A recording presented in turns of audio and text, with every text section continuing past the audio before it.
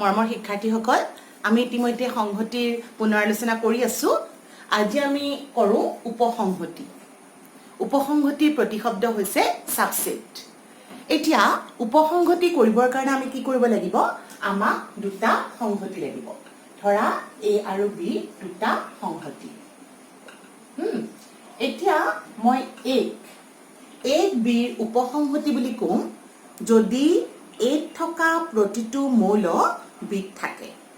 আৰু আমি তাৰমানে কি যদি a প্ৰতিটো মৌল যদি প্ৰথমতে মই ধৰি ললো ধৰা হল a আৰু b দুটা সংহতি যদি a প্ৰতিটো মৌল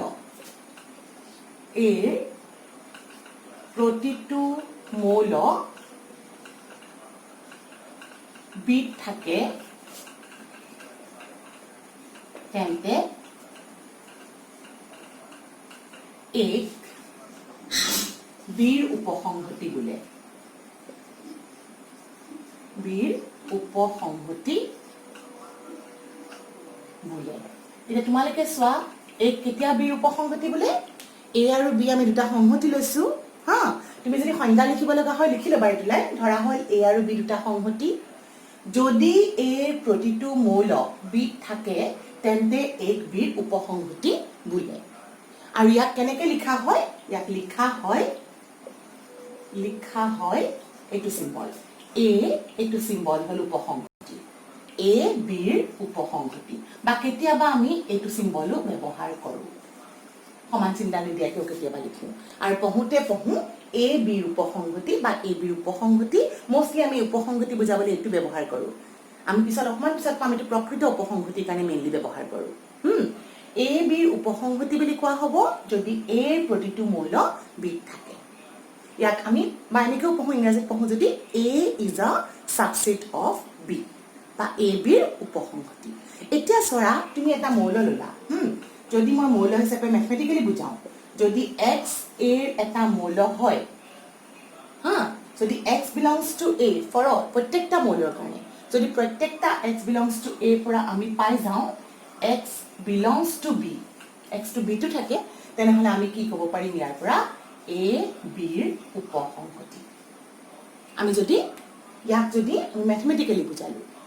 তাহলে উপসংহতি কেতিয়া নহব যদি তুমি এনেকুৱা এটা মৌল থাকে যেটো মৌল বিত নাথাকে তেন্তে আমি কম a bৰ উপসংহতি নহয় কেতিয়া আমি কম a bৰ উপসংহতি নহয় যদি এনেকুৱা এটা মৌল থাকে যেটো মৌল বিত নাথাকে তেনেহলে আমি কম a bৰ উপসংহতি নহয় তেনে এইটো মই লিখি দিছো বাৰু খুদ চাই লোৱা যদি এনেকুৱা এটা মৌল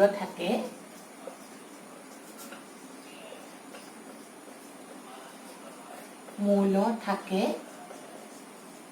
যেটো বিত নাই বিত নাথাকে তেন্তে a bৰ উপসংহতি নহয়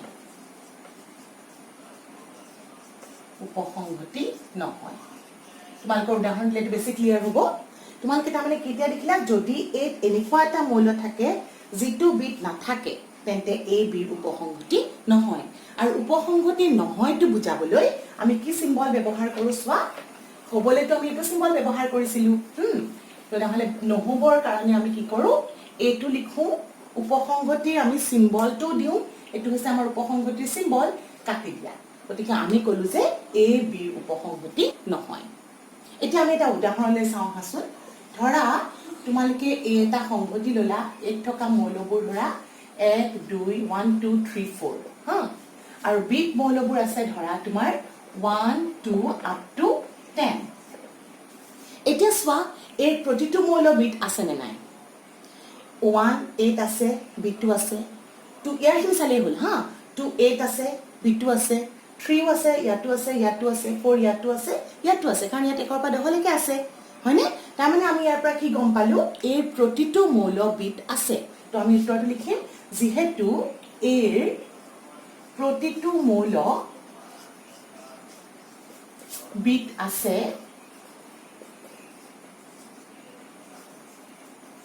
গতিকে আমি কি কম এতেকে এ বিৰ উপসংহতি হয় হল এনেকুৱাকে লিখো কেতিয়াবা আমি মন কৰিম আকৌ তোমালোকে যে ইতিমধ্যে যে সংখ্যাৰ সংগতিবোৰ পাইছিলা সংখ্যাৰ সংগতিবোৰৰ ক্ষেত্ৰত মই দেখিছিলো স্বাভাৱিক সংখ্যাৰ সংগতি হল n nৰ প্ৰতিটো মৌল কিহত আছিলে পূৰ্ণ সংখ্যাত আছিলে গতিকে n is a subset of w আকৌ w ৰ প্ৰতিটো সংখ্যা ক'ত আছিলে অখণ্ড সংখ্যা হয় z ত আছিলে z ৰ প্ৰতিটো মৌল আকৌ ক'ত আছিলে পৰিমেয় সংখ্যা ৰেচনেল নাম্বাৰ হয় হয়নে আকৌ প্ৰতিটো পৰিমেয় সংখ্যা ক'ত আছিলে তোমালোকৰ ৰিয়েল নাম্বাৰ ভিতৰত সময় আছিলে গতিকে আমি দেখিলো n অৰ্থাৎ স্বাভাৱিক সংখ্যা পূৰ্ণ সংখ্যাৰ উপসংগতি পূৰ্ণ সংখ্যা অখণ্ড সংখ্যাৰ উপসংগতি অখণ্ড সংখ্যা আকৌ পৰিমেয় সংখ্যাৰ উপসংগতি পৰিমেয় সংখ্যা হ'ল তোমালোকৰ বাস্তৱ সংখ্যাৰ উপসংগতি আকৌ এনেকৈ পৰিমেয় সংখ্যাৰ তোমালোকৰ যেটো অপৰিমেয় সংখ্যা আছিলে q two the power c এইটো তোমাৰ কি হয় বাস্তৱ সংখ্যাৰ উপসংগতি হয় কিন্তু যদি আমি উল্টাকে ক'বলৈ যাওঁ ধৰা তোমালোকক মই নোহোৱা এটা এক্সাম্পল দিছো w is not a subset of n কিয় নহয় বাৰু কাৰণ কিয় শূন্য w ত আছে মই যদি কাৰণটো লিখিব যাওঁ মই তেনে কাৰণটো কি কাৰণ 0 belongs to w শূন্যটো w ত আছে কিন্তু শূন্য 0 does not belongs to n গতিকে আমি দেখিলো যে যদি তোমালোকে n ত এনেকুৱা এটা মৌল বিচাৰি পোৱা যেটো মৌল w ত নাই তেনেহলে তো উপসংগতি নহয় গতিকে আমি ইয়াতে দেখিলো w n ৰ উপসংগতি নহয় হৈছে এবাৰ আমি চাওঁ উদাহৰণ ধৰিব পাৰিছা এনেকুৱা তোমালোকে আৰু বুকত বহুত উদাহৰণ আছে সেইবোৰ তোমালোকে ভালদৰে পঢ়িবা হা এটা তোমালোকে চোৱা যদি তোমালোকে a b ৰ উপসংগতি হয় তেনেহলে আমি এটা নেক্সট কনসেপ্ট পাইছিলো সেইটো হৈছে তোমালোকৰ অতি সংহতি অতি সংহতি প্ৰতিশব্দ আছিল তোমালোকৰ সুপাৰসেট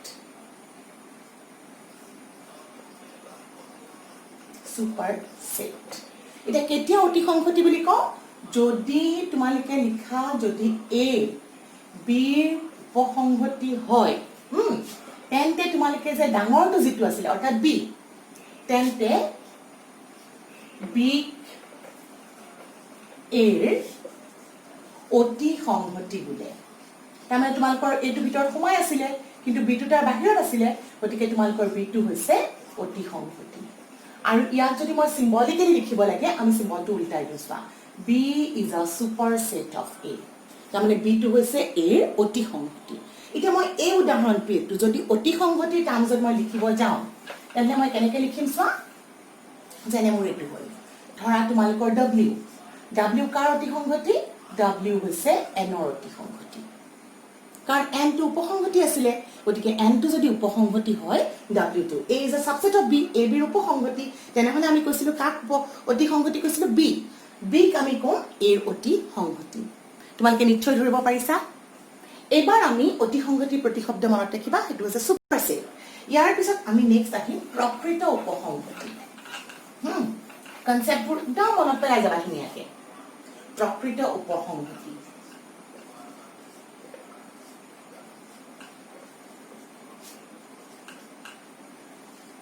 proper subset প্ৰতিশব্দ proper subset এটা প্ৰকৃত উপসংহতি বুলি ক'লে আমি কি বুজি পাওঁ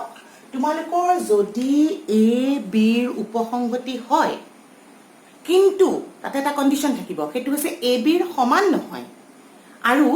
এটা কথা হ'ল যে a টো নিত্য সংহতিৰো সমান নহয় তেনেহলে এক কমি প্ৰকৃত উপসংহতি আমি এটা কথা অবশ্যই ডিসকাস কৰিম দেই প্ৰকৃত উপসংহতিৰ আগতে মই তোমালোকক এটা কথা ডিসকাস কৰি লওঁ ৰবাচোন হেতু হৈছে তোমালোকে এটো কথা মনত ৰাখিবা এটা বহুত ইম্পৰ্টেন্ট কথা হেতু হৈছে ৰিক্ত সংহতি অৰ্থাৎ ফাই মনত আছে নহয় ৰিক্ত সংহতি আছিল ফাই ৰিক্ত সংহতি প্ৰত্যেক সংহতিৰে উপসংহতি কাৰণ ৰিক্ত সংহতিত এনেকুৱা এটাও মূল নাই যেটো সংহতিটোত নথকা এনেকুৱা মূল বিচাৰি নোপোৱা সেই কাৰণে আমি মন কৰিবা ৰিক্ত সংহতি প্ৰত্যেক সংহতিৰে উপসংহতি তো সিম্বলিক্যালি আমি এনেকৈ লিখো অৰ্থাৎ phi is a subset of a যিকোনো সংহতিৰে উপসংহতি হয় ৰিক্ত সংহতি তোমালোকৰ যিকোনো সংহতিৰ উপসংহতি এটা বহুত ইম্পৰ্টেণ্ট কথা এইটো মনত ৰাখিবা হা আৰু সংহতিয়ে তোমালোকক এটা সংহতিৰ লগত কানেক্ট কৰে তাৰপিছত আমাৰ 2 নম্বৰ আৰু এটা ইম্পৰ্টেণ্ট কনসেপ্ট হৈছে সেইটো হৈছে প্ৰত্যেক সংহতি নিজে নিজৰ উপসংহতি কাৰণ তুমি চোৱা মই কিয় কৈ আছো শুনা তাৰমানে সিম্বলিক্যালি আমি এইটো কেনেকৈ লিখিম প্ৰথম কথা হ'ল সিম্বলিক্যালি যদি মই লিখিব খোজো A is a subset of A তুমি চোৱাচোন উপসংহতি সংজ্ঞা মানি চলেন নাই আমাৰ উপসংহতি সংজ্ঞা হ'ব লাগিলে ক'ব লাগিছে A ৰ প্ৰতিটো মৌল B ত থাকিলে A B ৰ উপসংহতি এটা A ৰ প্ৰতিটো মৌল A ত থাকে নে নাই অবভিয়াছলি থাকে A ৰ প্ৰতিটো মৌল A ত থাকিবই সেই কাৰণে কি A is a subset of A তাৰমানে A প্ৰত্যেক সংহতি নিজে নিজৰ উপসংহতি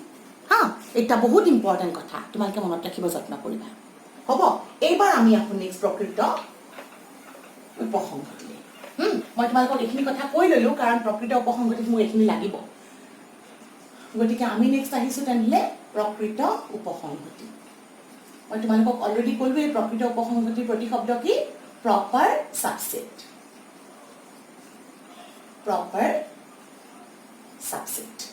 এটা তোমালোকে মন কৰা কাক আমি প্ৰপাৰ সাবসেট বা প্ৰকৃত উপসংহতি বুলি কওঁ এটা প্ৰকৃত উপসংহতি হ'বলৈ হলে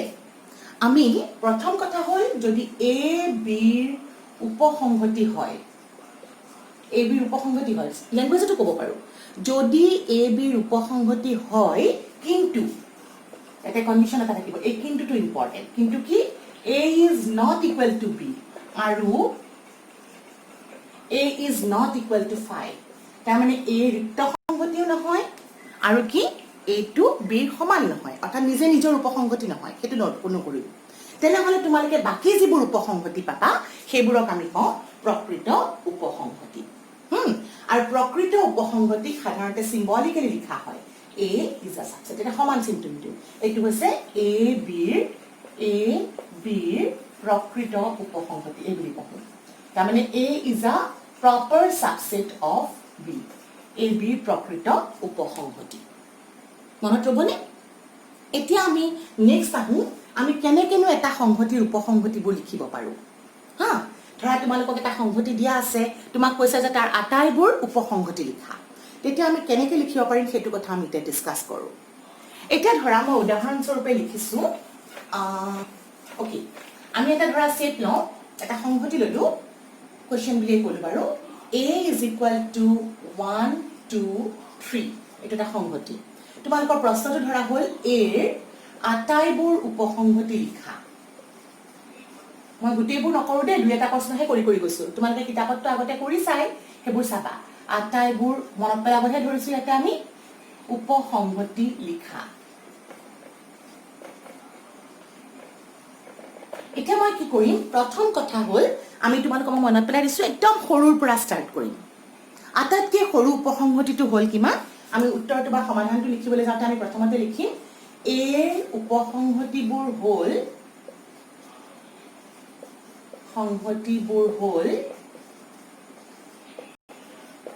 এটা কি আছিলে আমি প্ৰথমতে একদম সৰুটো ধৰো সেইটো হৈছে আমাৰ নাল সেট মানে কি আছিলে এন্টি সেট বা খালি সংহতি ৰিক্ত সংহতি সেইটো হ'ল এতিয়া তোমালোকে চোৱা A টো যদি 1 বুলি এটা সংহতি হয় নহয় 1 টো যদি কাৰ্লি ব্ৰেকেটৰ ভিতৰত লিখো এটা এটা সংহতি হ'ল এটো কি সংহতি আছিলে এটা মৌল থকাবোৰ একক সংহতি গতিকে এটোৰ মৌলৰ প্ৰতিটো মৌল 8 আছে 1ত এটাই মৌল আছে আৰু এই 1ৰ মৌলটো ইয়াত আছে গতিকে 1 টো হ'ব A ৰ উপসংহতি আকৌ যদি মই সিঙ্গল টাৰ্ম সেট 2 লওঁ সিঙ্গল টাৰ্ম সেট মানে কি কৈছিলো একক সংহতি সেইটো এটা হ'ব তাৰমানে প্ৰত্যেকটা একক সংহতিয়ে তোমালোকৰ এই সংহতিটোৰ উপসংহতি এতিয়া মই এটা সংহতি ধৰো দিয়াচোন দুটা এলিমেন্ট লৈ 1 আৰু 2 ললো এতিয়া 1 আৰু 2 1 ইয়াতো আছে 2 ইয়াতো আছে গতিকে 1 2 হৈছে 1 2 3 উপসংহতি তাৰমানে মই কেনেকৈ লিখিলো চাইবা তাৰপিছত মই কি কৰিলো এবাৰ 1 ৰ লগত 3 ললো এটো হয় তাৰপিছত মই নেক্সট 2 দি ষ্টাৰ্ট কৰিলো 2 ৰ লগত 3 ললো এটো হয় আকৌ মই আৰু তো নাই চোৱা প্ৰথমতে মই ৰিক্ত সংহতি ললো তাৰপিছত অকলে সংহতিবোৰ ললো চাৰিটা পালো তাৰপিছত মই 1 ৰ লগত 2 ললো 1 ৰ লগত 3 ললো আৰু 1 ৰ 2 ৰ লগত 1 লবলে নাই আৰু গতিকে 2 আৰু 3 ললো 3 লগত 1 আৰু 1 ৰ লগত 3 টো অলৰেডি লিখা হৈ গৈছে একিটা হ'ল কিন্তু আৰু এটা কথা আমি জানো প্ৰত্যেক সংহতিয়ে নিজৰ উপসংহতি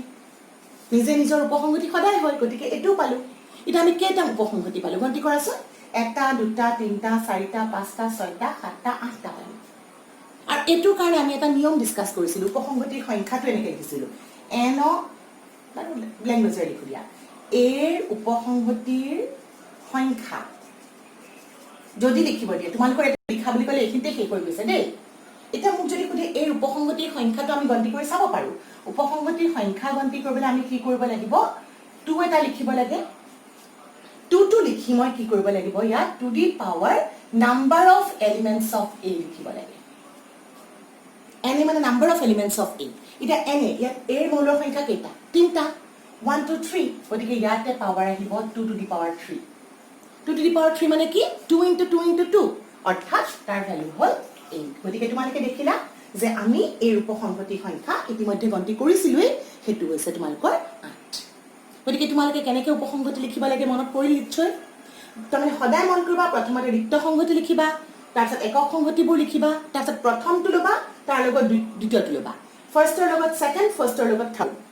ফাৰ্ষ্টৰ আৰু বেলেগৰ লগত লবলৈ নাই বাট সেকেন্ড ষ্টাৰ্ট কৰা সেকেন্ড উইথ থাৰ্ড আৰু তো নাই থাকা হলে ললো হেতেন তাৰপিছত third with first and third with second হৈ গৈছে গতিকে থাকি গ'ল 1 2 3 এইদৰে আমি উপসংগতিবোৰ লিখিম এতিয়া ধৰা মই তোমালোকৰ কোৱেশ্চনটো অকমান চেঞ্জ কৰি দিছো এইবাৰ ধৰা মই সংগতিটো ললো এনেকৈ তুমি যিকোনো তিনিটা মৌল থকা সংগতি সদায় 8টাই পাবা ধৰা এইটো মই বি কৰি দিলো বিত থকা মৌল ধৰা লিখিলো এ আৰু বি এটা বিৰ যদি আটাইবোৰ উপসংগতি লিখিব কওঁ তেনেহলে আমি বিৰ উপসংগতিবোৰ লিখা ষ্টাৰ্ট কৰো হাসু আমি কি পাম প্ৰথমতে ৰিক্ত সংগতি প্ৰত্যেক সংগতিৰ উপসংগতি গমেই পালো ইয়াতে বাৰু এটা কাম কৰো ৰবা প্ৰথমতে মই কেইটা পাম হেতু চাই লওঁ ইয়াতে number of elements of B কেইটা বাৰু তোমালোকে এটা মই ৰাফত দেখাই দিছো number of elements of B কেইটা মৌল আছে বি দুটা তাৰ মানে ইয়াতে number of elements of B হৈ গ'ল তোমালোকৰ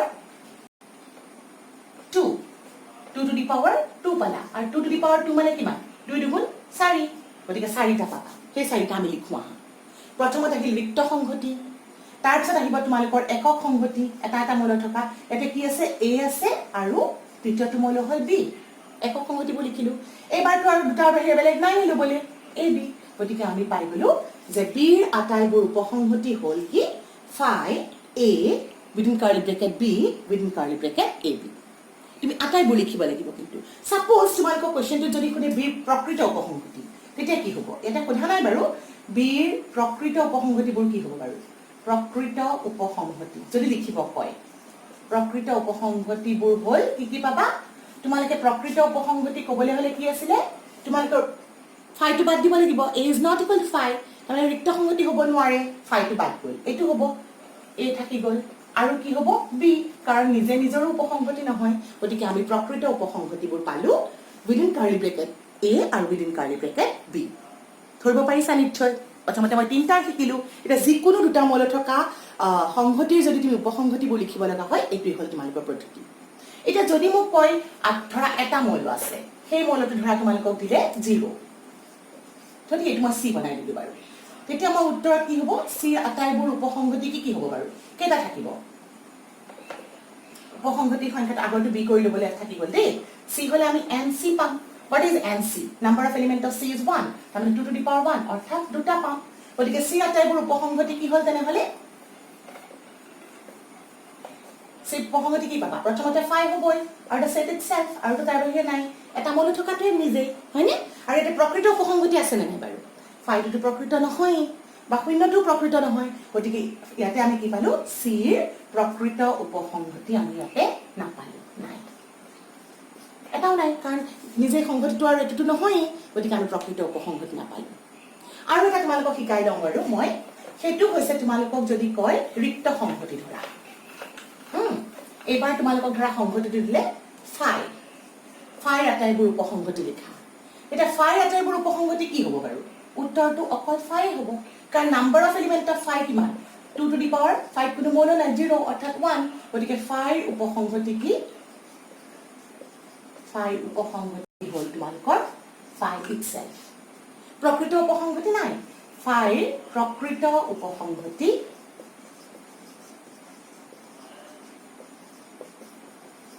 নাই আৰু তোমালোকে মই এতিয়া এইখিনি ধৰিব নিশ্চয় পাৰিছা হয়নে কিন্তু তোমালোকে অলৰেডি মন কৰিবা তোমালোকে যদি এনেকৈ দি দিয়ে phi তেতিয়া কিন্তু আকৌ ইয়াৰ দুটা মৌল থাকিব কাৰণ এইটো নাম্বাৰ অফ এলিমেণ্টটোত এবাৰ 2 1 হৈ গ'ল গতিকে 2 টু দি পাৱাৰ 1 এটা মনত থকাৰ দৰে হৈ যাব এনেকৈ ধৰণে আমি ক্যালকুলেশনছবোৰ কৰিব লাগিব হ'ব এই তোমালোকে নিজে 4টা মনত থাকিলে কিমান হ'ব ক'ব পাৰিবানে 4টা থাকিলে কি হ'ব বাৰু যদি তোমালোকৰ এনেকৈ থাকে 1 2 3 4 এটা তাৰ উপসংগতিবোৰ কি হ'ব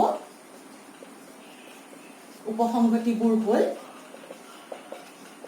কি পাম প্ৰথমতে পাম 5 সিংগলটন সেট লিখিবা তাৰ পিছত 1 within curly bracket 2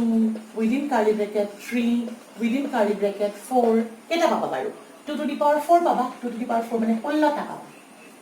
number of element is 4 2 to the power 4 পাবা 16 টা হ'ব এখিনি লিখিলো বে দুটা দুটা থকাবোৰ লিখা কেয়াৰফুল হ'বা লিখোতে একৰ লগত এটা এটাকে লৈ লিখা 1 2 1 3 1 4 লিখাৰ বদলটো মন কৰা দেই 1 2 একৰ লগত ললো মই 3 তাৰপিছত মই একৰ লগত ললো 4 এবাৰ 2 দি ষ্টাৰ্ট কৰা এফালে যাব নালাগে সিফালে আহিলে গ'ল 2 লগত ললো 3 আৰু 2 লগত ললো 4 আৰু তো নাই 2 লগত এক অলৰেডি লিখা হৈ গ'ল 3 লগত কি ল'ব লাগিব তেনেহলে 3 লগত থাকি গ'ল 4 দুটা মৌল থকা ইমানেই পালো এবাৰ তোমালোকে তিনটা মৌল থকাবোৰ ইয়াৰ উপসংগতি হ'ব 1 2 ললো তাৰ লগত 3 এবাৰ লিখিলো 1 2 টো ফিক্স কৰি ললো আকৌ মই 1 2 ফিক্স কৰি তাৰ লগত 4 ল'ব পাৰিম হয়নে হৈ গ'ল তাৰপিছত তোমালোকে আকৌ 1 আৰু 2 ফিক্স কৰি নোপোৱা 1 আৰু 3 ফিক্স কৰা 1 3 ফিক্স কৰিলে 4 আৰু তোমালোকৰ নাই গতিকে 2 দি ষ্টাৰ্ট কৰা 2 3 4 তোমালোকে আৰু ইয়াৰ পিছত তিনটা মৌল থকা নোপোৱা কিন্তু তুমি আৰু 4টা মৌল থকা পাবা 1 2 3 4 গণতি কৰাচোন কেইটা পালা 1 2 3 4 5 6 7 8 9 10 11 12 13 14 15 16 so you have got all this গতিকে তোমালোকে এনেকৈ আমি উপসংগতিবোৰ লিখিব পাৰিম আজিলৈ আমি উপসংগতি লিখাকে শিকো থ্যাংক ইউ